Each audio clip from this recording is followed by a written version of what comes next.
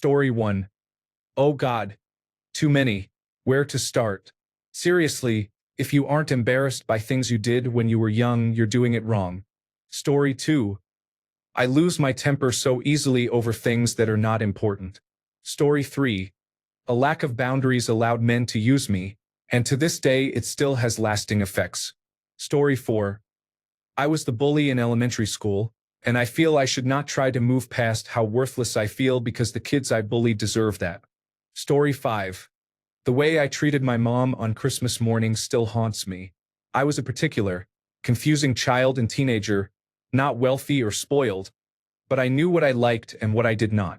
I can only imagine how she felt when I opened presents she had bought with her very small, hard-earned money. She tried to guess whether I would like each gift, and I would say I am not going to use this or I would not wear this. It breaks my heart to think how she must have felt like a failure when I was the one who was ungrateful, rude, and had no filter. God knows she had everything else on her plate, and I had no idea I was hurting her when she was trying her best to make me happy. Story 6. Compulsive lying. I was convinced that no one would like me as I was, so I made up a false version of myself. Do you know something people universally do not like? Liars. It took becoming an adult to realize that it is better to be uncool than to be a liar. Story 7. I was rude to a man at a bar once, showing off and being a jerk, and his face fell. He looked so beaten. Even after all these years, I wish I could apologize. Story 8. I was grabby with the girls during my freshman year of high school. Now I would punch my younger self in the face. Story 9. Having crushes on girls and the related cringeworthy behavior. Story 10. Everyone is talking about other people's lies. I have never lied and will never lie. That is why I am an astronaut ninja who makes $1 jillion a year. Some people are so immature. Story 11. Believing that doing everything for someone will make them like or love me has the opposite effect. Story 12. Not standing up for yourself can lead others to abuse or take advantage of you. Letting it slide only makes the situation worse. Story 13. When I was younger, my dad ran his own plumbing company. He had a large service van with his company name in bold letters on the side. I used to be very embarrassed by that van. He worked a lot, and when he came to our after-school activities, he usually arrived straight from a job. I remember feeling mortified and begging him to drive something else. Looking back, I realize he was just a dad working hard to put food on the table for our family. I have apologized to him, but I still feel guilty. Story 14. I was way too open. Oh my God. I still cringe at some of the things I said. Story 15. I was very two-faced in school. I still feel deep guilt about it. Story 16. I did not spend enough time with my parents. I especially remember how my mom loved going downtown and exploring. She wanted me with her when I was a teenager. Now she is largely incapacitated and can no longer do that, and I have lost most of my chances to be with her. If any young people read this, remember, when your parents want to spend time with you, take it. Time passes quickly, and you will lose precious moments to make memories with the people who matter most. Story 17. When I was in middle school, I had a massive crush on my best friend, but he was dating someone. I befriended her while secretly resenting her. I did not like her even before they started dating. I wanted to endear myself to him, so I pretended to support their relationship and their friends while flirting with him the whole time. Eventually, when they broke up, he asked me out and I got instant karma. My parents told me I was not allowed to date. I fully deserved that, and I still think about how messed up that was. It is not an excuse, but I thought that behavior was acceptable because I saw the same level of manipulation at home. I realize now how wrong it was and have become much more self-aware. Story 18. Telling my girlfriend in junior high to smile more makes me cringe just typing it. If I could, I would go back and slap 14-year-old me in the face and apologize to all of the girls I dated in high school. I was a terrible boyfriend. I am glad I grew up. Unfortunately, I am nearing 50, and one thing I was not ready for was the near-constant reminders of how I messed up as a young person and how I wish I had lived differently. Oh well, at least I can be a better person now, and I am pretty proud of who I have become. Story 19. I used to think binge drinking made me cool and attractive, which led me to behave in embarrassing ways. Story 20. I regret oversharing. I wish I had kept my damn mouth shut. Story 21. Losing my virginity. How it happened, where it happened, and who was involved. Please do not let anyone pressure you into something you do not want. I have experienced this too many times and I was very naive. I hope others can be wiser and make better choices. Story 22. Sexting my friends' crushes and going to school the next day knowing I had seen nudes of the girls they wanted to date. In hindsight, I wasn't an amazing friend. Story 23. I was involved in fighting, used drugs, engaged in prostitution, and lied.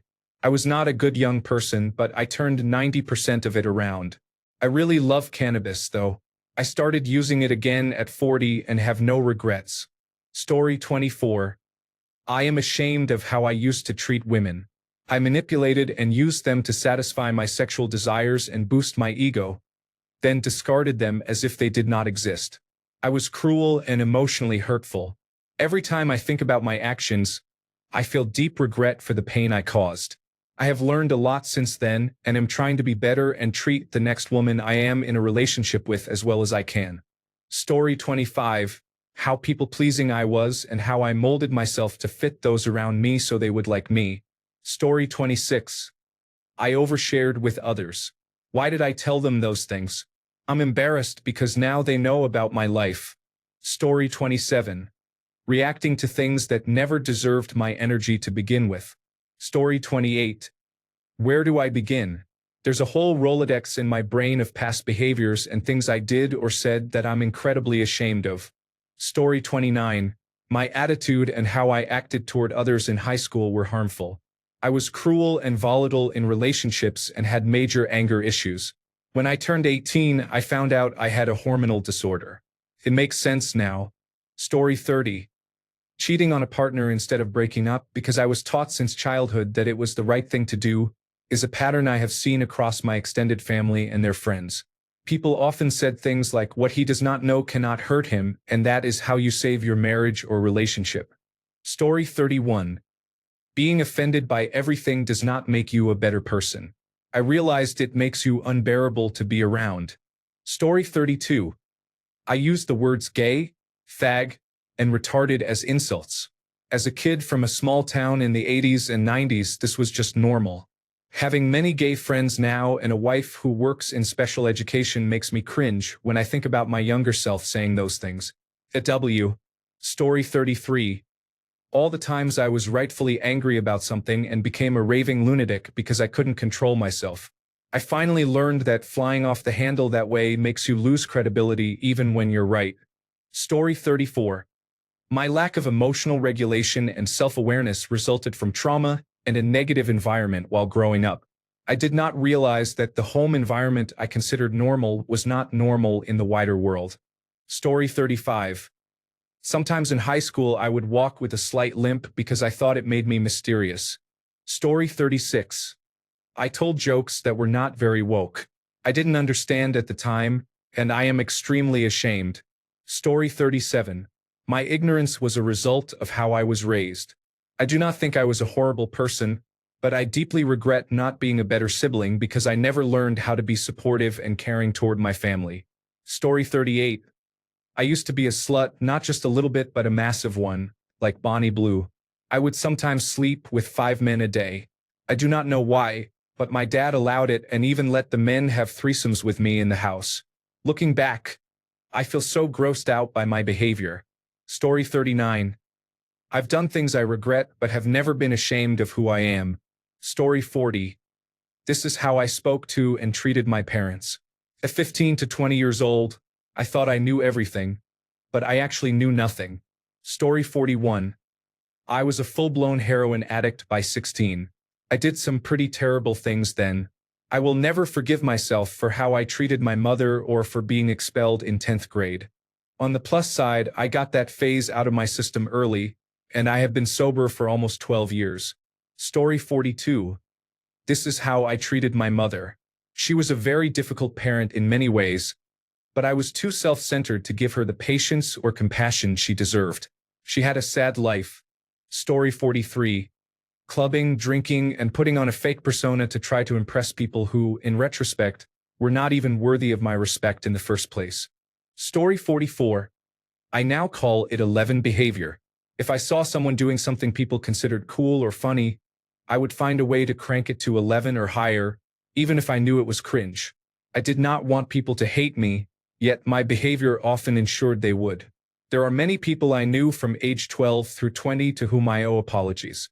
Story 45. I was not friendly. I have met many people who wanted to be friends, but my antisocial self always wanted to be alone and do my own thing.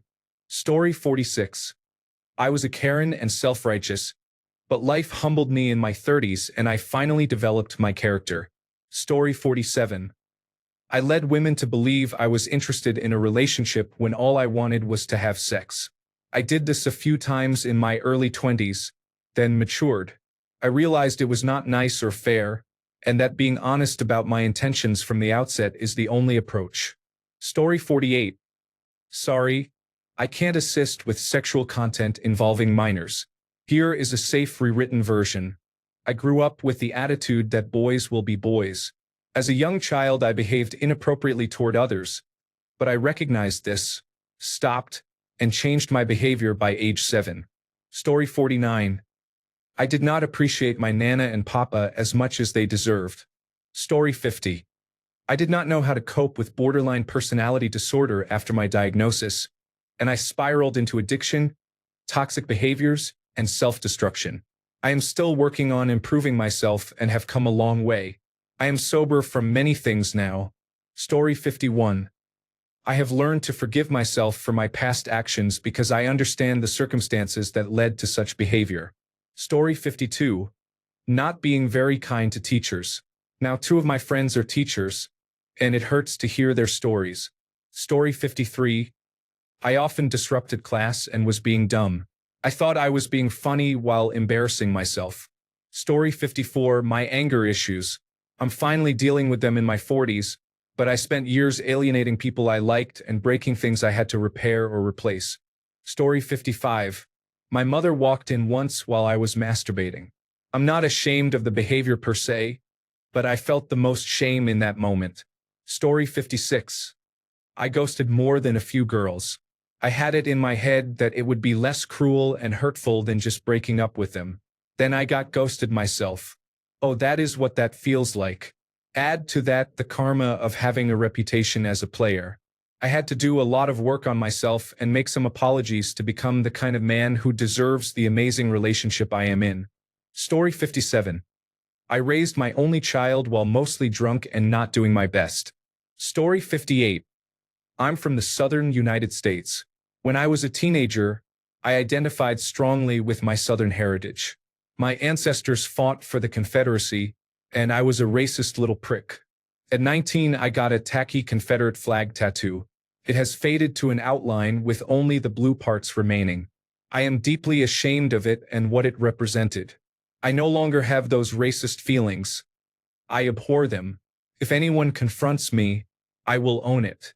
I will have the tattoo covered eventually. Story 59. I believed my only worth was being sexually available, so I compromised myself to do that for friends to avoid being lonely. Story 60. I was a people pleaser and let everyone walk all over me. I had low self-esteem and would do anything to have friends or a boyfriend, to feel loved. I put up with mistreatment from many people because I feared being abandoned, alone, and unloved. Story 61. Sorry, I cannot assist with requests that recreate explicit sexual content involving people in school. I can, however, provide a non-explicit, cleaned version suitable for text-to-speech. When I was younger, in the mid-1990s, I had many intimate encounters with men who considered themselves completely straight.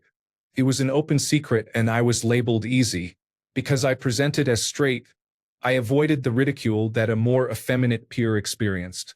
To this day, almost no one from that time speaks fondly about what happened between us. Most deny it. They will speak fondly about other partners, but not about me. That is painful sometimes. One man I was with once still tells me how much he appreciated me, and that helps. Story 62. I was injecting drugs with people much older than me. Story 63. I put gum in a boy's hair and said awful things to him at a skating rink to prove he was no longer my boyfriend. My fifth-grade logic made no sense. There was no reason to do that. He was very sweet and respectful. I was a bully to someone who liked me. I was just a kid, but sometimes I feel the urge to reach out and apologize. This happened 20 years ago. He may not even remember. Story 64. I form strong opinions by listening to others instead of learning on my own. Story 65. I used to want to kill myself almost every day, and I made a scene about it. I was 7, by the way. Story 66. I thought wearing a larger shoe size would make me feel better about myself, so I wore a size 9. I had strange insecurities back then. Story 67. Oh man, ask me again at 2 a.m. when I wake up to pee. I list that stuff in my head for an hour before I can fall back asleep. Story 68. It was the 90s. I drove when I should not have. Story 69. Drug use and sexual activity with anyone around my age, from 2 years younger to 4 years older. Story 70. I emptied my 401k and spent the money on hotels, drugs, and junk food. It was a total waste. I used to think causing a scene in public was kind of cool, but it is humiliating and revealed how poor my mental state was. I manage money better now. I have not had a public outburst for many years, but if one occurs, I feel ashamed and analyze what happened thoroughly afterward. Story 71. I used heroin and cocaine intravenously for 4 years. I stopped in 1994. I wanted to die. When Kurt Cobain died by a self-inflicted gunshot, I understood how he felt. I got clean soon after. Story 72.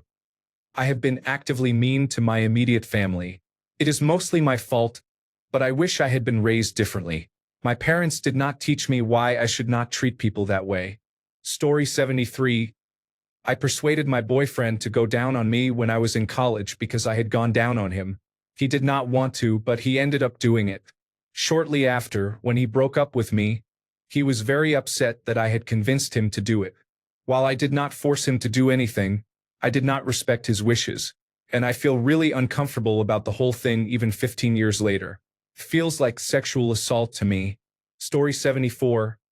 I thought being gay was a bad thing. I am not gay, but I have since grown and accepted that gay people are not inherently more or less evil than heterosexual people. Story 75. I once took $15 from my partner's room to go play the pokies. Thanks a bunch for sticking around till the end of the video. Remember to subscribe, and until next time, stay awesome and goodbye.